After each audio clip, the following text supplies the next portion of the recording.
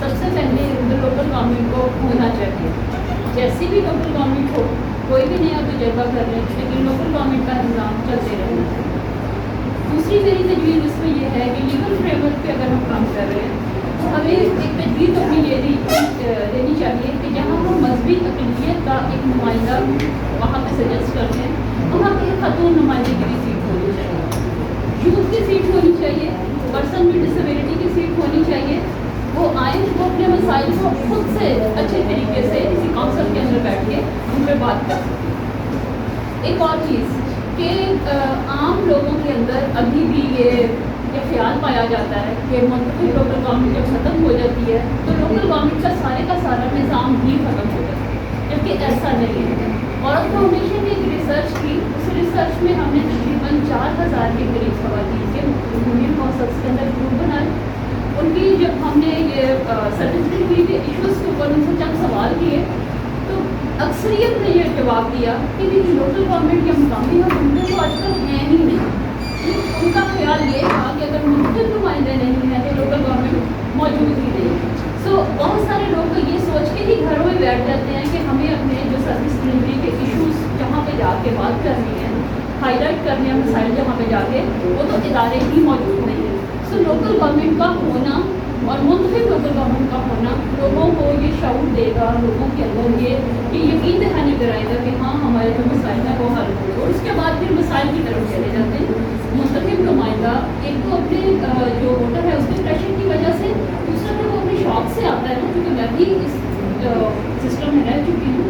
جب وہ اپنے شوق سے آتا ہے تو پھر وہ کام کرتا ہے. ایک پریشر ہوتا ہے, دوسرا شوق ہوتا ہے, اور تیسرا یہ ہوتا ہے کہ اچھا میں نے کل کام کو بھی انہیں لوگوں کے ساتھ ملنا ہے, میں نے ان لوگوں کے اندر رہنا ہے. تو یہاں جو بات ہو رہی تھی نا کہ میں نہ کریں, اور میں کیوں کیا جا رہا ہے, وہ صرف اس لیے کیا جا رہا تھا کہ ہم کسی نہ کسی وقت میں شہریوں کو سرو کر چکے ہیں. اب ہمیں وہ پلیٹ فارم نہیں مل رہا. 2001 میں جب 40,000 سے زائد عورتیں اس سسٹم کا حصہ بن کے منتخب ہو کے آئیں تو ان کو بعد والے نظام میں جب گھر میں بٹھا دیا گیا تو وہ تو کہیں گی کہ ہاں میں نے یہ بھی کیا, میں نے یہ بھی کیا, اب مجھے کوئی پلیٹ فارم دو, میں وہاں پہ آؤں اور بات کروں. تو شاہ حسین نیٹورک کا, سنگر ڈیولپمنٹ فاؤنڈیشن کا, جتنی بھی ادارے لوکل گورنمنٹ کی بحالی کے لیے کام کر رہے ہیں, ہماری بطور جو ہے میری انڈیویجول طور پہ بھی اور میرے ادارے کے ساتھ بھی ہم ان کے ساتھ ہیں. جہاں بھی کہیں یہاں بات کی ٹیسٹ کرنا ہو یا کوئی ریکمنڈیشنس دینی ہو یا کہیں ڈیلیگیشن کے طور پہ جانا ہو, ہم لوگ آپ کے ساتھ حاضر ہیں. لوکل گورنمنٹ کا نظام ہر سطح پہ ہونا چاہیے.